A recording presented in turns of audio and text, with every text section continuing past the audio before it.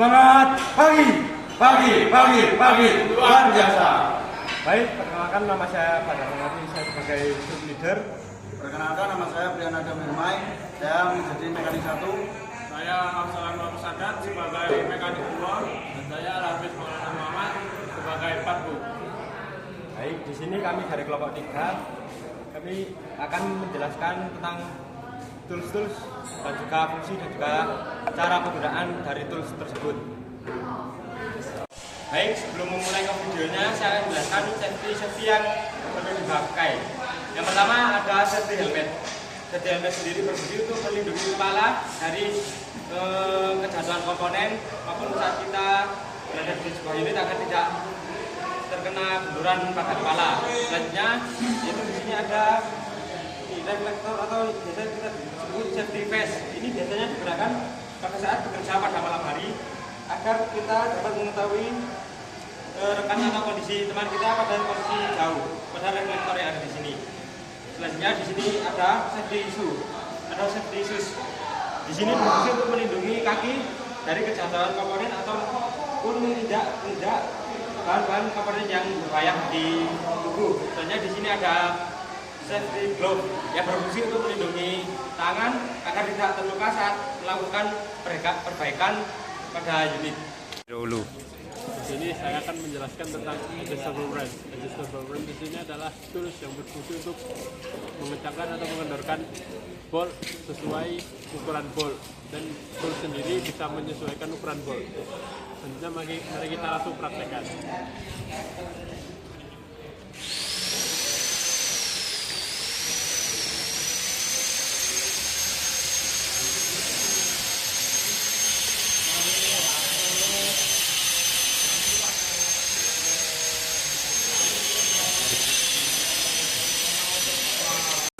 Kali ini saya akan menjelaskan macam-macam pliers. Yang pertama ada long nose pliers yang berfungsi untuk menjepit benda-benda yang berada di dalam, benda-benda yang sulit dijangkau karena memiliki ujung yang panjang. Yang kedua ada combination pliers yang berfungsi untuk menjepit dan juga untuk memotong benda-benda seperti entah itu kabel ataupun kawat. Yang ketiga ada cutting pliers yang berfungsi untuk memotong benda seperti kawat, kabel ataupun yang lain. Ada water pump hammer yang berfungsi untuk menjepit dan membuka barang-barang seperti pipa atau benda-benda besar yang lainnya. Yang kelima ada looking pliers yang berfungsi sama seperti pliers yang lain untuk menjepit benda, tetapi yang ini ketika pliers-nya kita tutup dia akan otomatis mengunci. Dan saya di sini akan menjelaskan ballpoint hammer. Ballpoint hammer di sini memiliki dua sisi. Sisi pertama sisi rata. Sisi rata di sini berfungsi untuk memaku atau menghancurkan sesuatu benda.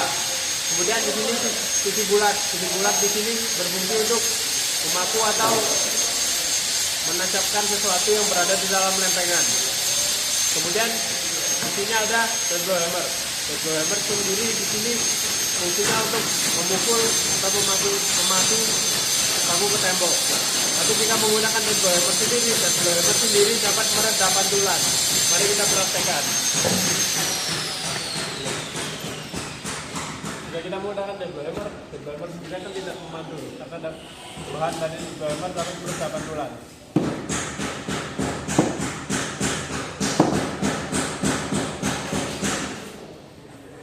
Kemudian di sini saya akan menjelaskan double face hammer. Double face hammer di sini digunakan untuk memukul atau menghancurkan sesuatu benda yang berbahan keras.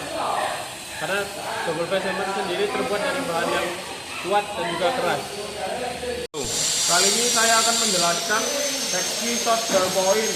Hexkey short ballpoint ini berfungsi untuk membuka bolt yang dalamnya berbentuk heksagonal, dan ballpoint ini juga sama seperti Hexkey ini.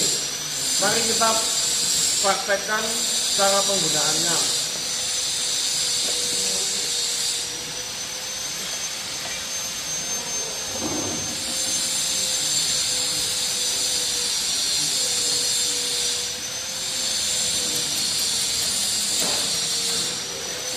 Dan head pivot ballpoint ini juga memiliki banyak ukuran, mulai dari yang paling kecil hingga yang paling besar. Ya, di sini saya akan menjelaskan macam-macam jenis-jenis snap ring plier. Di sini ada Venus internal snap ring plier. Kemudian di sini ada internal straight snap ring plier. Kemudian di sini ada eksternal Venus snap ring plier. Kemudian ada eksternal straight snap ring plier.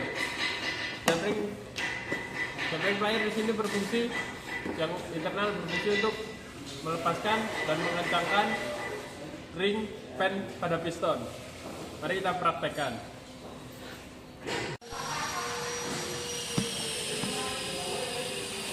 Dan sini sudah kita lepaskan, kemudian akan kita pasang kembali.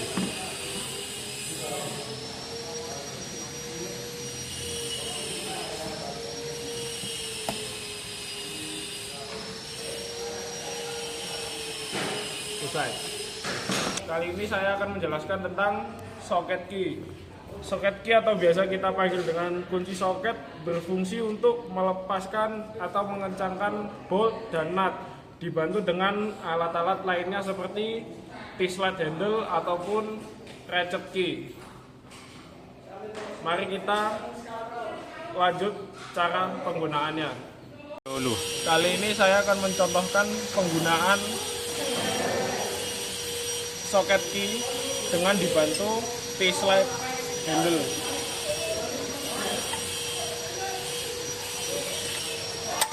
Ketika sudah terpasang, untuk saatnya adalah diputar.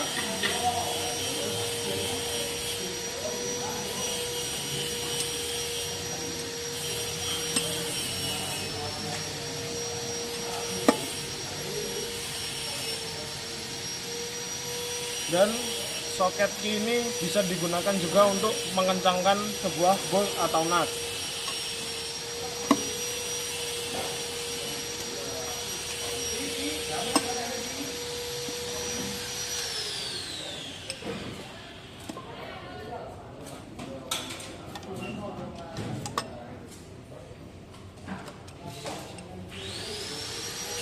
Mungkin sekian. Selanjutnya di sini ada tools yang bernama ratchet handle. Ratchet handle sendiri berfungsi untuk melepaskan, mengencangkan atau mengendorkan sebuah bolt atau nut dengan bantuan socket key atau kunci soket. Ya, di sini kunci ini memiliki tombol pengalih mode yang dimana berfungsi untuk ketika kita diarahkan ke sebelah kiri, maka berfungsi untuk mengendorkan sebuah bolt atau nut. Ketika diarahkan ke sebelah kanan, maka berfungsi untuk mengencangkan sebuah bolt atau nut.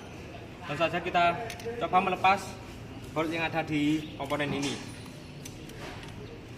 Sebelum memasangnya, kita harus menekan pada tombol ini, lalu kita masukkan kuncinya. Setelah itu kita atur ke sebelah kiri untuk melepas bolt ini. Lalu kita lepas. Nah, maka bolt akan terlepas. Nah, ini sudah terlepas. Untuk mengencangkan, maka kita harus pindah ke sebelah kanan.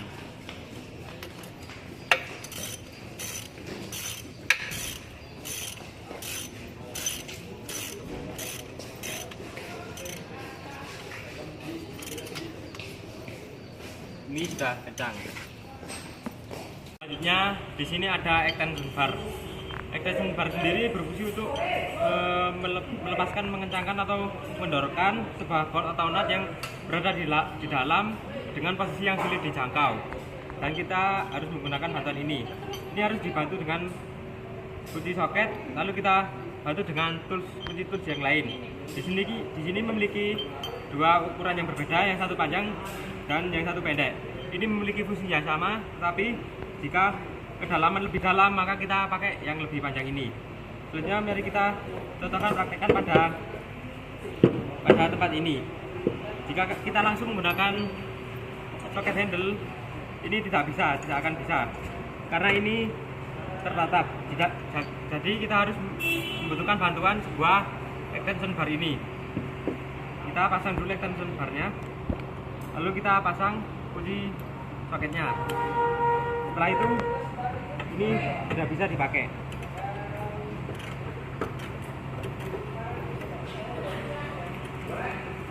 Ini juga bisa dipakai untuk mengencangkan ataupun mengendorkan.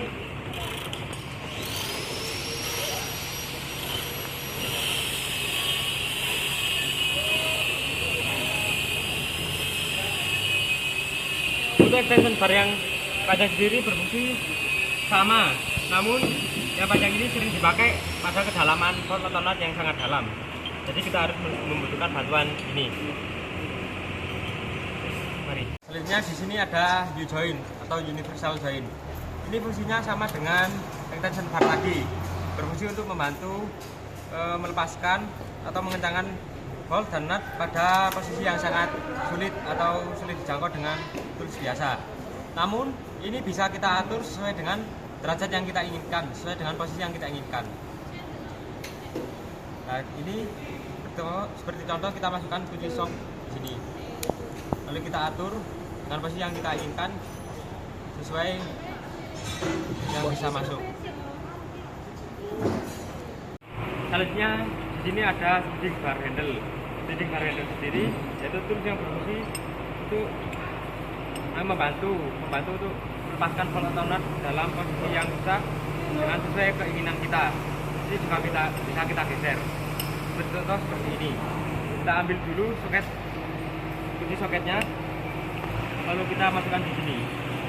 Nah, untuk handle di sini kita bisa atur, jadi kita bisa menggunakan dua tangan. Ini.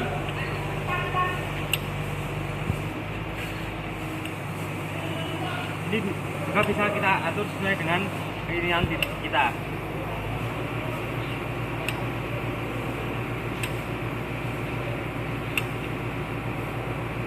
Ini saya akan menjelaskan tentang torch key. Torch key atau yang biasa disebut dengan kunci bintang berfungsi untuk melepas bolt yang berbentuk bintang seperti yang ada di komponen ini. Torch key juga memiliki berbagai macam ukuran dari yang paling kecil hingga yang paling besar. Untuk cara penggunaannya sebagai berikut.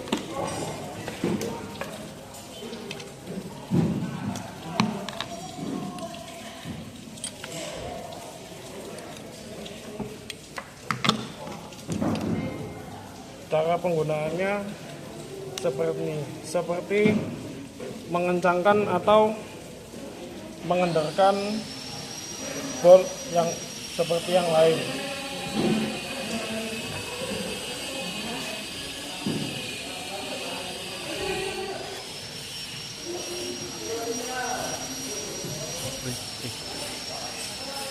Kali ini saya akan menjelaskan sebuah chain block dengan kapasitas 3 ton.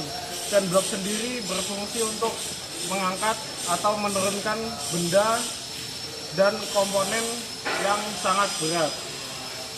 Nah, chain block memiliki sebuah tuas yang ketika di posisi ini dia akan mengangkat naik sebuah benda atau komponen, dan jika di sebelah sini dia akan menurunkan benda atau komponen tersebut. Dan cara penggunaannya adalah diangkat sini. Dan cara penggunaannya adalah diangkat lalu diturunkan seperti ini.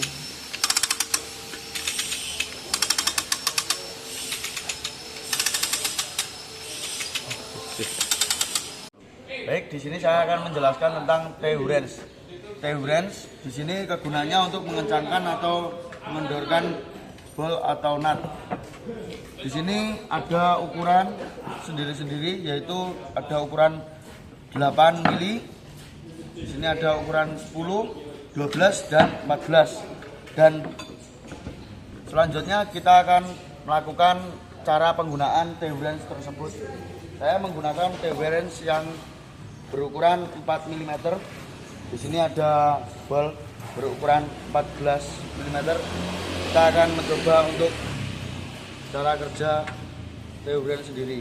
Yang pertama yaitu kita masukkan ini ke ball atau nut, yaitu kita putar searah jarum jam.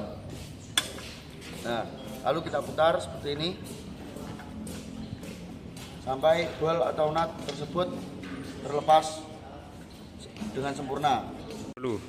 Baik, di sini saya akan menjelaskan tentang double open wrench.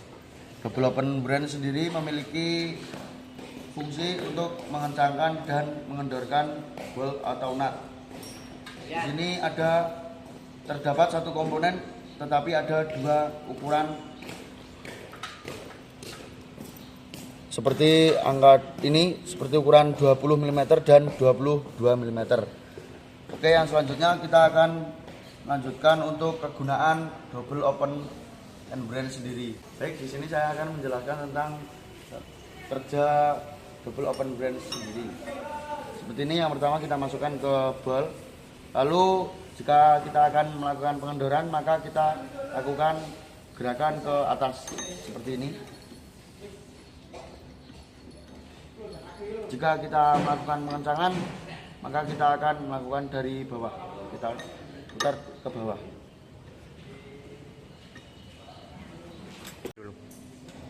Kali ini saya akan menjelaskan tentang ring wrench. Ring wrench sendiri berfungsi untuk membuka bolt atau nut yang posisinya sedikit masuk ke dalam. Kali ini saya akan mempraktekkan cara penggunaan double offset ring wrench. Di sini ada nut yang posisinya sedikit masuk ke dalam, jadi kita harus menggunakan double offset ring wrench.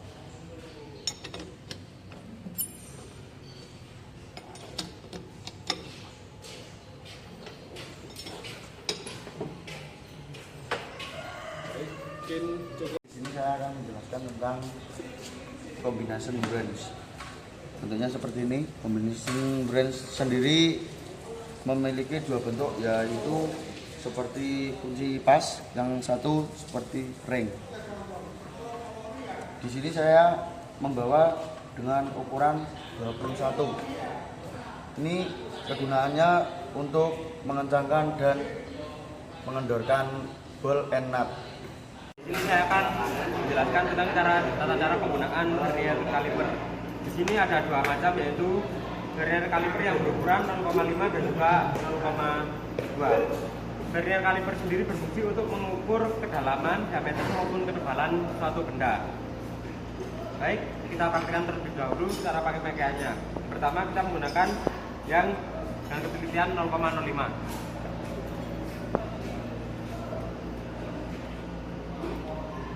Setelah itu kita kunci.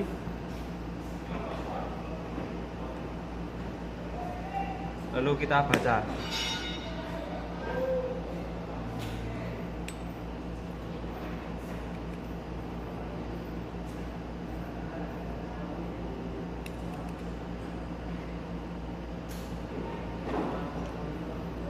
Di sini memiliki ketebalan 3 mili pas karena 0 yang pertama dan 0 yang terakhir sejajar. Selanjutnya kita mengukur menggunakan ketelitian 0,02, di mana satu strip ini bernilai 0,02.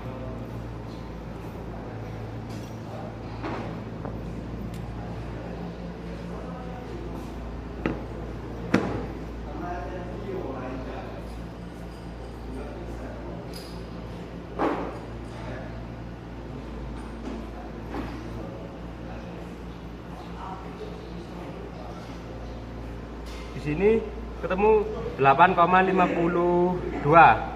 karena di angka 5 kelewat satu strip.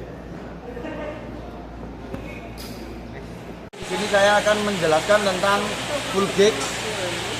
Full gauge sendiri memiliki fungsi untuk mengukur celah valve dan pelatuk. Di sini yang saya pegang memiliki ukuran 0,05 sampai 1,00 mm.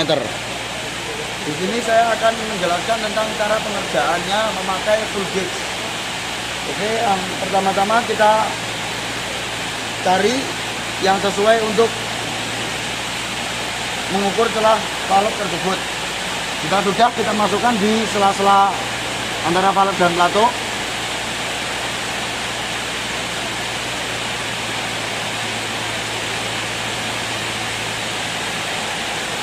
Di sini saya memakai ukuran 0,90. Jika sudah kita masukkan seperti ini, maka kita akan melakukan penyetelan dengan disamakan dengan yang lain. Oke, di sini saya akan menjelaskan tentang torque wrench. Bentuknya seperti ini. Torque wrench sendiri biasa dipanggil dengan kunci momen. Kunci momen atau torque wrench biasa untuk mengencangkan maupun mengendorkan ball and nut yang sesuai dengan torsinya. Di sini saya akan menjelaskan cara kerja memakai torque wrench. Yang pertama kita sambung dengan shock wrench. Lalu kita tentukan torsinya. Kita contohkan seperti di 50 torsi, kita paskan angka 0 di garis torsi tersebut. Lalu kita kunci lagi. Jika sudah, maka kita akan melakukan pengendoran terlebih dahulu.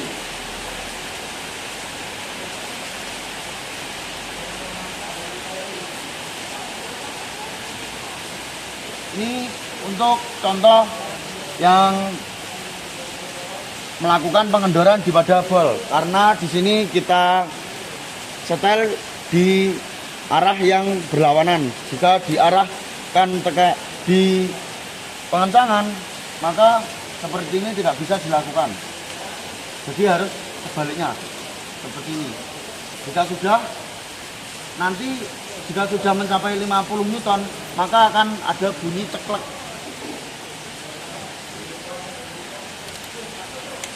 Nah, jika seperti ini berarti sudah mencapai di 50 Newton.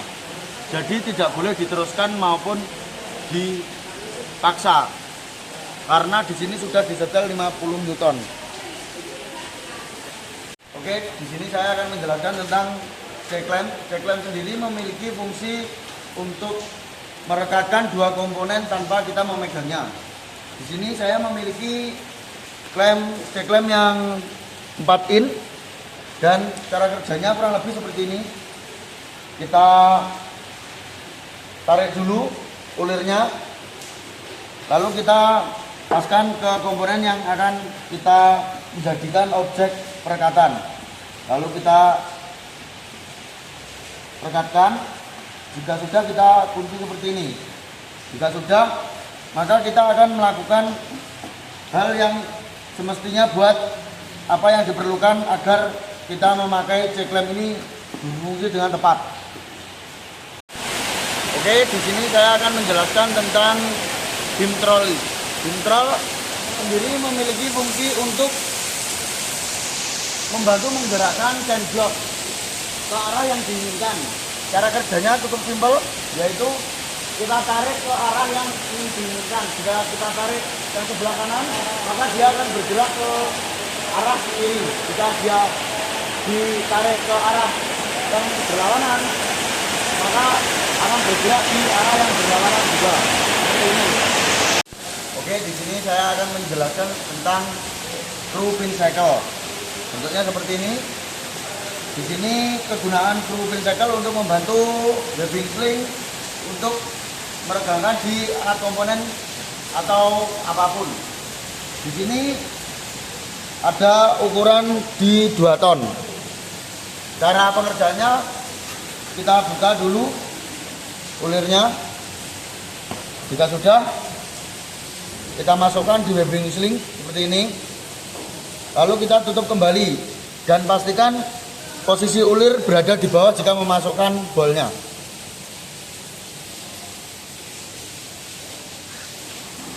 Seperti ini. Jika sudah, nanti di sini akan kita sambungkan di komponen atau apapun. Oke, di sini saya akan menjelaskan tentang flexible magnetic tool.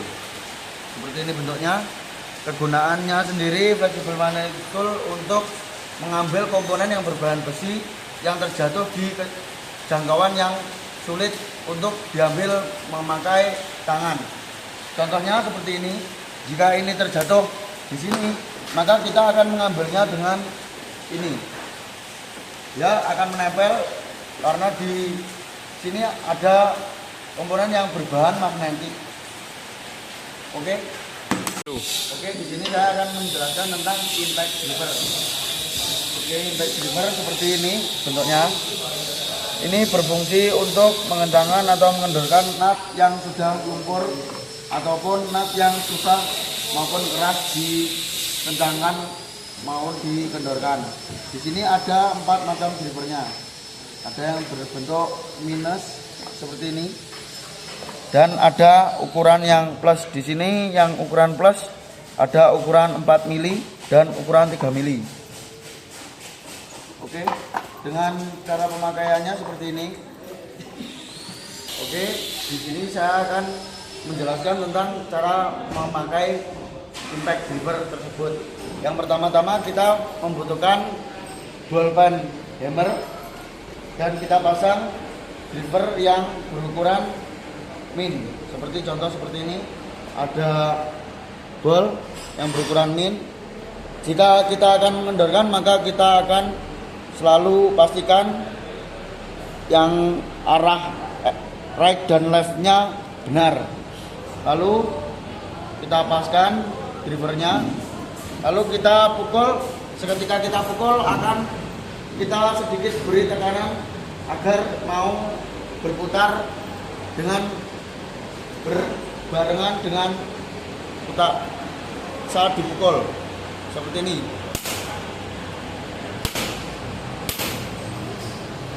Dia akan memutar untuk mengendorkan oleh sendirinya.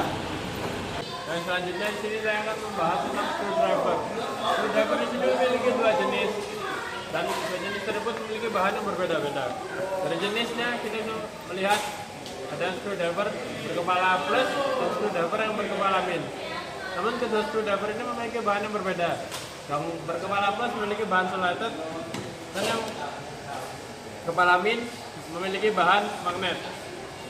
Karena bagian atasnya terbuat dari magnet, mari kita buktikan bahwa bagian atasnya bisa melekat satu sama lain.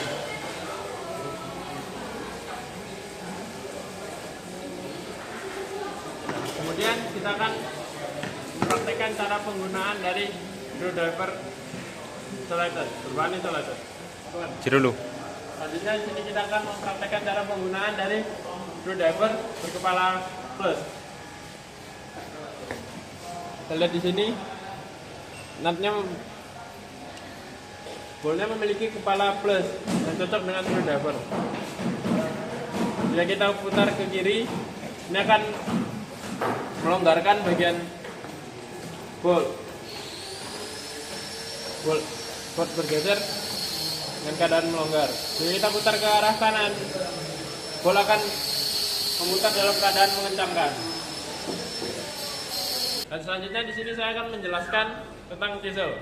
Chisel di sini memiliki bentuk berbeda-beda, nama yang berbeda-beda, tapi memiliki fungsi yang hampir sama. Yang pertama di sini ada pin punch, memiliki bentuk sedikit lonjong, kemudian cross, kemudian flat punch, starting punch, dan juga drive punch.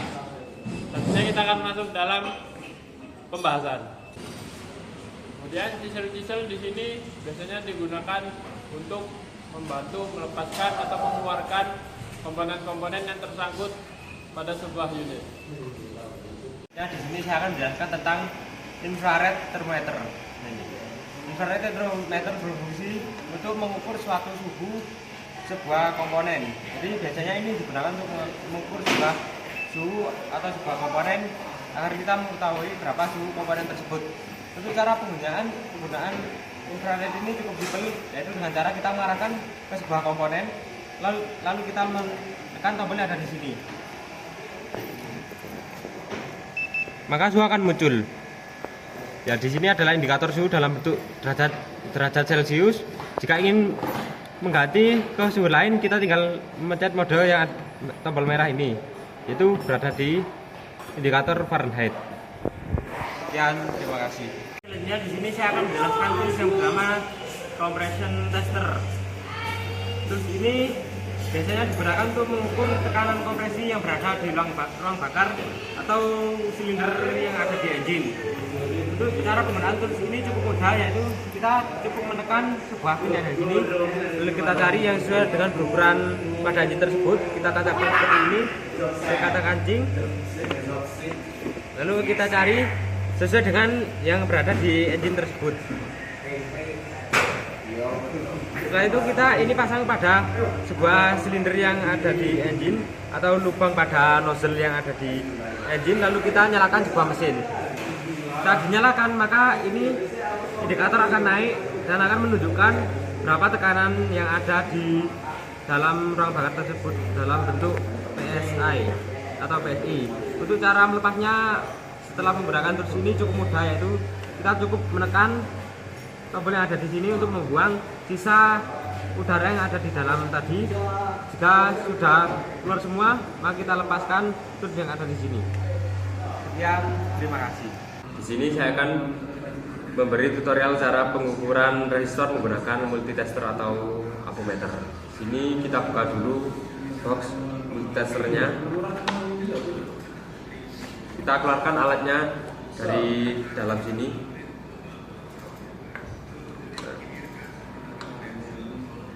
Baik, ini adalah multimeternya atau ampermeternya. Di sini ada komponen-komponennya, yaitu ada kabel, ada probe ya, ini ada probe negatif dan juga probe positif, ada knob untuk mengatur mode, baik itu mode AC atau DC dan juga lainnya. Di sini untuk mengkalibrasi. Sebelum kita gunakan tutup ini untuk penyangga di bagian belakang. Lalu kita ambil resistor yang mau kita ukur, kita letakkan di sini, kita ubah modenya. Setelah itu kita kalibrasi terlebih dahulu. Sebelum itu kita kalibrasi sebelum kita gunakan. Pastikan angka berada di tepat angka 0. Tadi sih. Kita pakai yang kali 10. Baik, kita ukur resistornya. Pastikan jika memegangnya cukup satu saja yang menyentuh bagian probe-nya, yang satunya kita pegang di sebelah sini.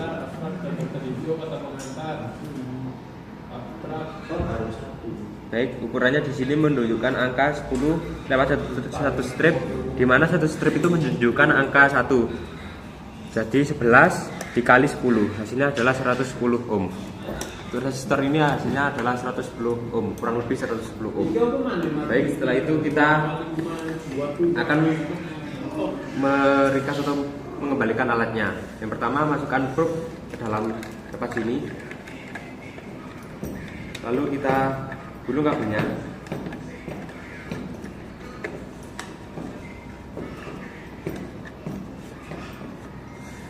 Jangan lupa matikan ampermeter dalam posisi off. Ambil penyangga belakang, tutup bagian ini, kembalikan lagi ke dalam wadah. Baik, sekian video dari saya. Wassalamualaikum warahmatullahi wabarakatuh. Baik, kali ini saya akan menjelaskan nama-nama bagian dan juga fungsi dari dial indikator. Yang pertama ada bezel, berfungsi untuk pelindung skala, pengunci lensa, dan penstabil pada komponen dalam. Yang kedua ada indikator pointer, berfungsi menunjukkan hasil pengukuran secara langsung pada skala. Yang ketiga ada yang namanya sensor button pada dial indikator, berfungsi untuk mendeteksi dan mengaktifkan pengukuran ketika ditekan. Yang keempat ada toolbar pada dial indikator, berfungsi sebagai dudukan atau penahan untuk memasang dial indikator. Yang kelima ada magnetic holder, berfungsi untuk menstabilkan alat agar tidak mudah terjatuh pada saat pengukuran, dan ini untuk mengaktifkan magnetiknya. Yang keenam ada gauge beam berfungsi untuk mengunci posisi batang pengukur agar tidak bergerak selama pengukuran. Baik, mari kita lanjut pada sesi pengukuran. Saya akan menjelaskan cara penggunaan hingga cara pengukuran dari alat dial indikator ini. Yang pertama, kita taruh dial indikator pada komponen yang akan diukur. Setelah itu, kita pastikan skala utamanya pada angka 0.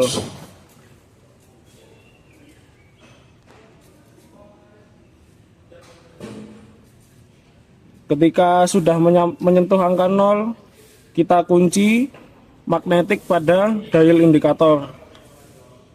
Nah, setelah mengkalibrasi skala utama, berikutnya kita kalibrasi skala nonius dengan cara diputar hingga ke angka 0.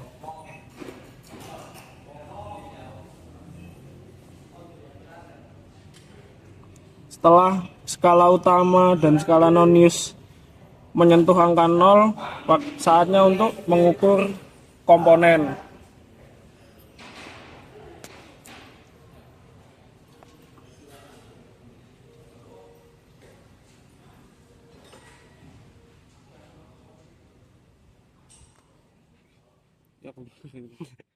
Baik, jika skala utama dan skala nonius sudah bertemu di angka 0, selanjutnya kita putar komponen yang akan diukur.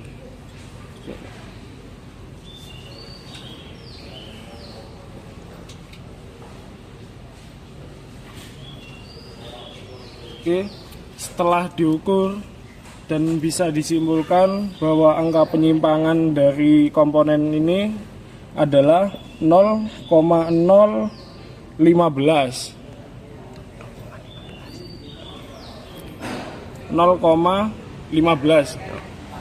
Berarti angka penyimpangan dari komponen yang kita ukur ini adalah 0,15. Mungkin sekian untuk cara penggunaan dan menyebutkan fungsi-fungsi bagian dari dial indikator ini. Cukup sekian. Wassalamualaikum warahmatullahi wabarakatuh. Baik, kali ini saya akan melakukan pengukuran menggunakan dial Burgix. Sebelum itu kita ukur dulu silinder yang akan kita ukur, berapa itu mengetahui berapa diameternya. Lalu kita ukur terlebih dahulu.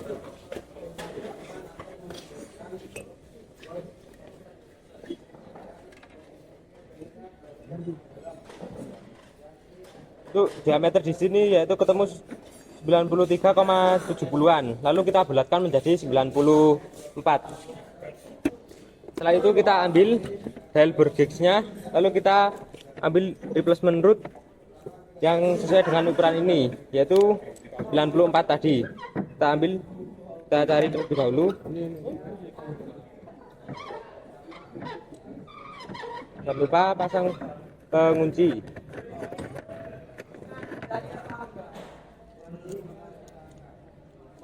Lalu kita ukur terlebih dahulu apakah sudah sama.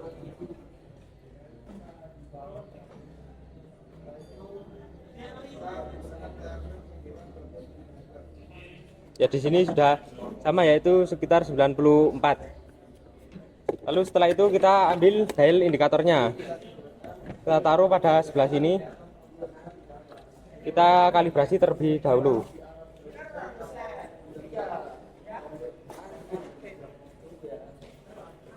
Kita paskan skala utama pada angka 0.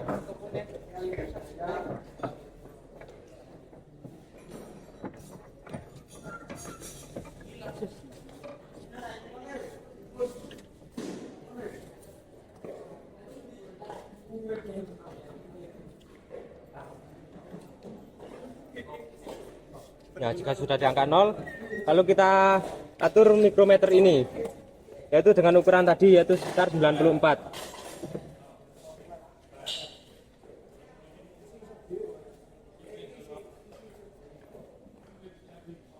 Kita dahulu, lalu kita kalibrasi skala utamanya sampai dengan angka 0. Skala nonisnya apakah sudah di angka 0? Jika belum, kita putar sampai dengan angka 0.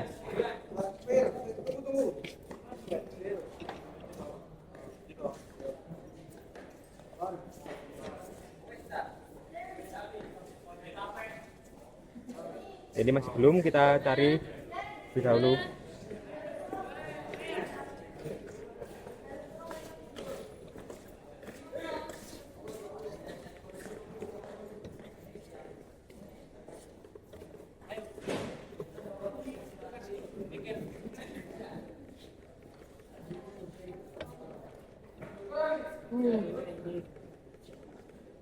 Nah, ini sudah di angka 0.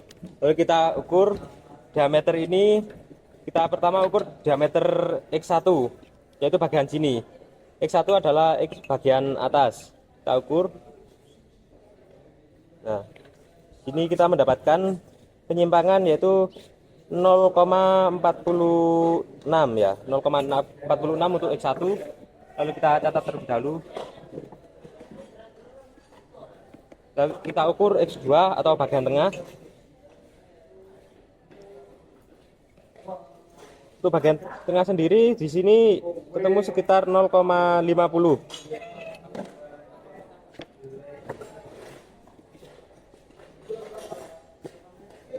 Lalu kita ukur X3. X3 di sini kita lihat dulu. Ya, untuk X3 atau bagian bawah di sini ketemu 0,37.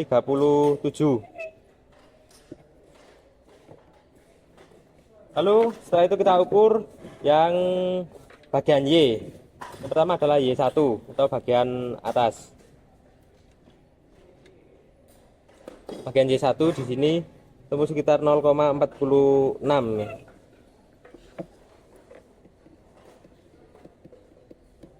Dan untuk bagian Y2 kita ukur atau bagian tengah, kita lihat.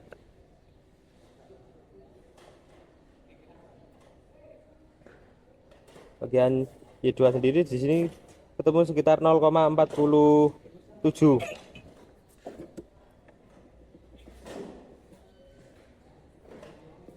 Kita ukur lagi bagian Y3 atau bagian bawah. Bagian bawah kita ukur. Nah, di sini ketemu sekitar 0,39.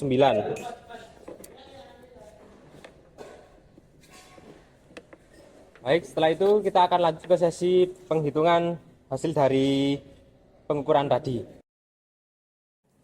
Baik, mari kita lanjutkan pada sesi hasil pengukuran tadi, sesi perhitungan. Ya, untuk hasilnya yang X1 adalah 0,46. Untuk diameter sebelah linear tadi adalah 94. Jadi 94 dikurangi 0,46.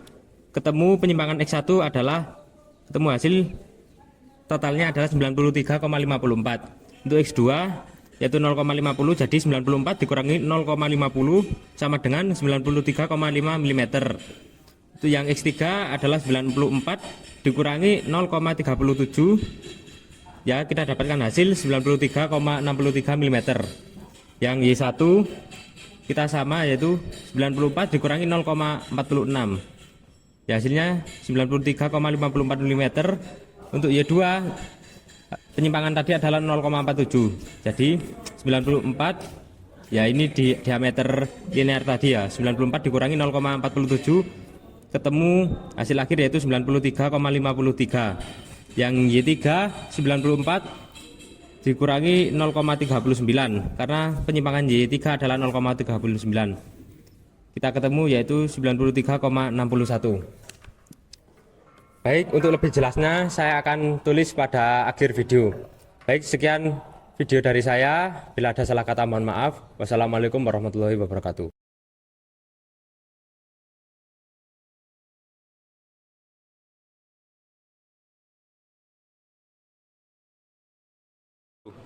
Selanjutnya di sini saya akan membahas tentang scraper. Scraper di sini memiliki fungsi untuk membersihkan bagian-bagian bekas kotoran atau karat pada suatu komponen.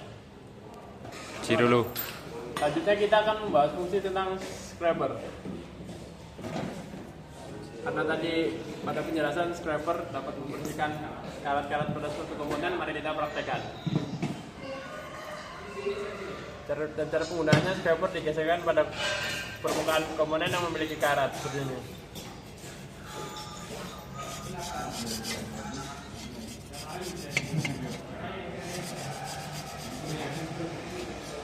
Terlihat bagian yang kita gesek dengan scraper dengan yang tidak. Jika kita gesek dengan scraper terlihat sedikit lebih bersih dari yang tidak kita gesek sama sekali. Ya. Baik, yang selanjutnya saya akan menjelaskan tentang mekanik gripper. Mekanik gripper sendiri berfungsi untuk membantu mekanik saat melakukan maintenance di bawah unit. Di sini ada 6 roda dan fungsinya seperti ini.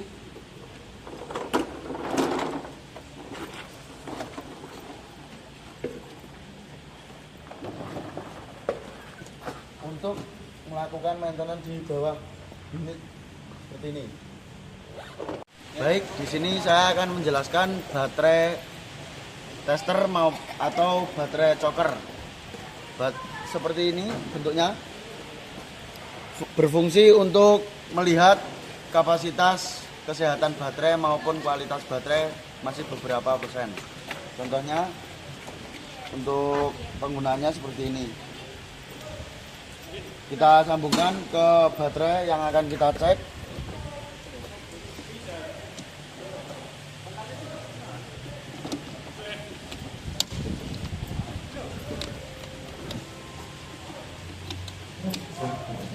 Seperti ini. Jika sudah menyala, kita tekan baterai tes. Lalu kita menggunakan regular floater dan menggunakan JS.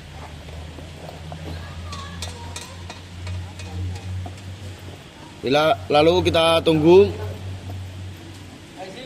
Di sini akan keluar berapa persen kesehatan baterai dan berapa perlu charge dan internal dan gimana kondisi baterai tersebut. Oke, di sini saya akan menjelaskan tentang radiator pressure gauge. Radiator pressure gauge sendiri memiliki fungsi untuk mengecek kebocoran radiator maupun mengecek tekanan radiator. Oke, di sini saya akan menjelaskan tentang komponen-komponennya terlebih dahulu.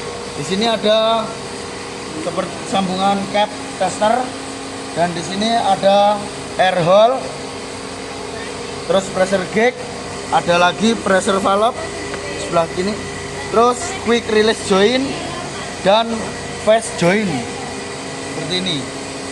Ini adalah sistem testing adaptor. Kegunaannya, cara menggunakannya cukup mudah. Kita tarik terlebih dahulu untuk quick release jointnya, lalu kita pasangkan dengan sistem testing adapter maupun fast joint. Kita tarik ke bawah seperti ini, lalu kita tancapkan, lalu kita lepaskan. Lalu jika kita ingin kita memasang sistem testing adaptor, maka sistem testing adaptor dipasangkan ke radiator. Lalu kita melakukan pemompaan atau mengecek berapa tekanan atau ada kebocoran atau tidak. Jika sudah memakai, jika sudah nanti bisa menentukan di pressure gauge, maka kita kalau akan melepasnya cukup kita tekan terlebih dahulu untuk memastikan tekanan semua sudah keluar.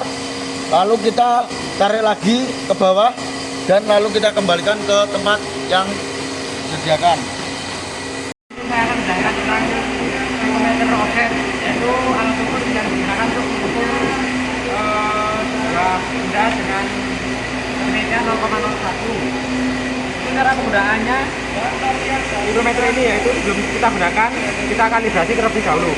Karena ini seperti ini, kita paskan dahulu. Karena ini di angka 0, jadi kita paskan di angka 0 sampai bunyi.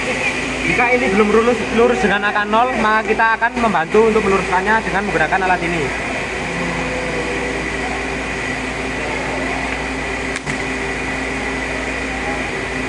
Nah, ini sudah lurus. Baik, kita akan coba menggunakan untuk mengukur ketebalan dari sebuah ring piston ini. Kita ukur berapa ketebalan dari benda ini.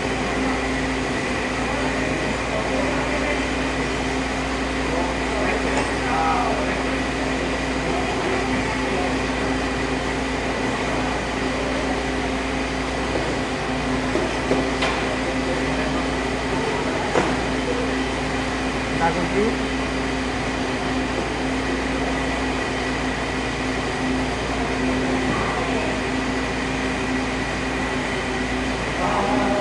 Kita kunci terlebih dahulu. Jika sudah, mari kita baca terlebih dahulu. Ini terdapat angka 1 mili dan lebih dengan setengah mili. Jadi di sini kita tambahkan 50 mili dengan 48. Jadi untuk ketebalan dari sebuah ring piston ini adalah 1,98 milian, sekitar 1,98 milian. Kemudian di sini ada inset mikrometer, yaitu berfungsi untuk mengukur sebuah diameter bagian dalam dari benda. Untuk cara penggunaan inset mikrometer ini adalah dengan cara kita kalibrasi dahulu sebelum kita menggunakan benda ini.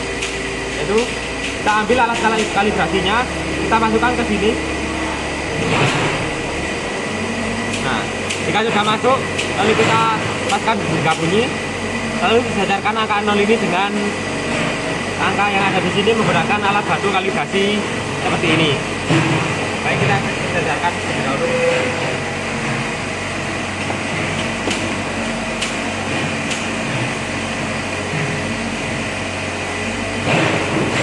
Jika dirasa sudah sejajar dengan angka 0, maka kita akan coba mengukur sebuah diameter dari sebuah silinder ini. Kita coba, kita putar dahulu.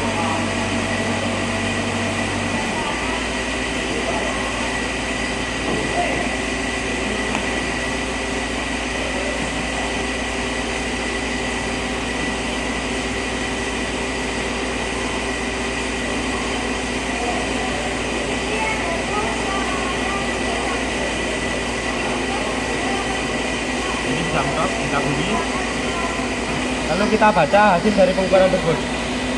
Nah, hasil dari sini adalah 31,71 ya.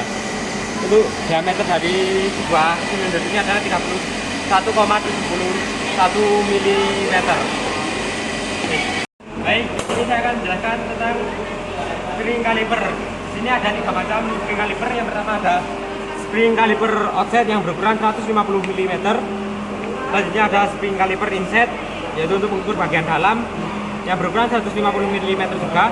Dan juga spring caliper divider atau jangka. Baik, ya, alat ini adalah alat ukur secara tidak langsung, jadi harus menggunakan tools lain seperti vernier caliper. Untuk cara penggunaannya dari spring caliper offset sendiri adalah seperti ini. Kita kendorkan dulu bagian pengunci yang ada di sini. Setelah itu kita ukur kepada silinder atau pipa yang akan kita ukur untuk mengetahui diameternya. Misal kita akan ukur diameter dari sebuah pipa ini. Nah, jika sudah dirasa, kita kunci terlebih dahulu. Jika sudah seperti ini, maka kita harus menggunakan tools lain seperti vernier caliper. Untuk penggunaan yang spring caliper inset sendiri, caranya cukup sama, yaitu untuk mengukur bagian dalam dari sebuah silinder atau sebuah pipa. Jadi kita ukur dahulu berapa diameternya. Setelah itu kita kunci. Setelah dirasa cukup, kita ukur untuk mengetahui berapa hasil dari penguat tersebut. Sedangkan untuk spring caliper divider sendiri, ini berfungsi untuk membuat kita membuat buat lingkarannya. Jadi kita harus paskan dulu berapa diameter yang kita inginkan. Jika sudah, kita bisa sesuaikan di sini. Kita ukur menggunakan vernier kaliper. Jika sudah dirasa cukup, kita bisa mengukur berapa lingkaran yang akan kita buat. Nah, berapa kita lingkarannya berapa. Saya akan menjelaskan cara menggunakan digital multimeter atau multimeter digital. Multimeter digital sendiri berfungsi untuk membantu kita mengetahui sebuah tegangan dari alus listrik. Untuk cara penggunaannya sendiri yaitu kita masukkan probe hitam ini pada kom, lalu kita masukkan probe merah ini kepada yang sini atau sini ya. Jika kepada yang sebelah kanan atau volt, berarti digunakan untuk mengukur sebuah volt dari arus. Jika di sebelah sini berarti untuk mengukur sebuah ampere dari arus. Kita masukkan sebelah sini lalu kita hidupkan dan kita ukur untuk mengetahui berapa tegangan dari sebuah arus tersebut. Selanjutnya di sini saya akan membahas tentang hidrometer. Hidrometer sendiri di sini digunakan untuk mengukur cairan elektrolit pada baterai atau aki. Dan di sini ada bagian di mana sebagai penanda untuk cairan elektrolit. Jika air berada di garis hijau berarti aki masih layak digunakan, dan jika putih itu bertandakan air dalam keadaan sedang, namun dengan opsi aki bisa diganti atau masih bisa digunakan. Namun jika air sudah berada pada tanda merah berarti aki sudah tidak bisa digunakan kembali. Mari kita praktekkan pada akinya langsung.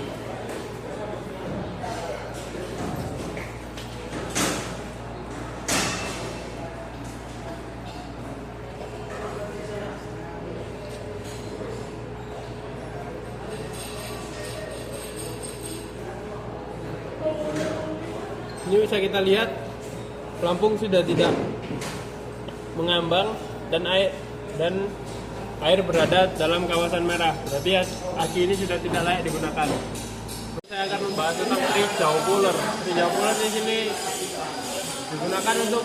umumnya digunakan untuk melepaskan baut pada bearing dengan cara bagian luarnya dijepitkan pada bearing, kemudian bolt di bagian tengah ini kita kendurkan dengan ukuran sesuai pada bearing. Kemudian jika sudah sesuai kita kencangkan kembali hingga pas, kemudian diangkat hingga bagian dari bearing yang akan kita keluarkan keluar sendiri. Di sini saya akan membahas tentang filter web. Filter web ini menjadi dua, namun keduanya memiliki fungsi yang sama, yaitu membantu kita melepas bagian filter pada alat transportasi, yaitu seperti filter oli ataupun filter bahan bakar. Ya, di sini ada digital pull source gauge. Nah, di sini digunakan untuk mengetahui dari tekanan tarik atau gaya dorong dari sebuah benda. Untuk cara penggunaannya cukup simpel, yaitu kita nyalakan, kita pasang dahulu kepada benda apa yang mau kita ukur. Kita mengukur pada celah, jadi kita harus pakai yang ini, lalu kita hidupkan. Setelah itu kita bisa kita dorongkan kepada suatu benda itu, karena jika didorong maka kita akan ketahuan berapa torsi yang gerak dari sebuah benda itu, dari benda tersebut. Kita bisa mengetahui berapa angka yang keluar nantinya. Sekian, terima kasih. Ini saya akan menjelaskan sebuah webbing sling yang bobotnya 1 ton. Nah, webbing sling ini berfungsi untuk membantu kita pada saat mengangkat benda-benda yang berat dan besar. Dan webbing sling ini bisa berubah-ubah beratnya sesuai dengan posisi apa yang kita gunakan. Pada saat posisi strict seperti ini, webbing sling mampu mengangkat beban hingga seberat 1 ton. Dan jika pada saat webbing sling berada di posisi choke seperti ini, webbing sling mampu mengangkat beban hingga maksimal 800 kg. Dan ketika pada saat webbing sling berposisi basket seperti ini, webbing sling mampu mengangkat beban hingga 2 ton. Mungkin sekian.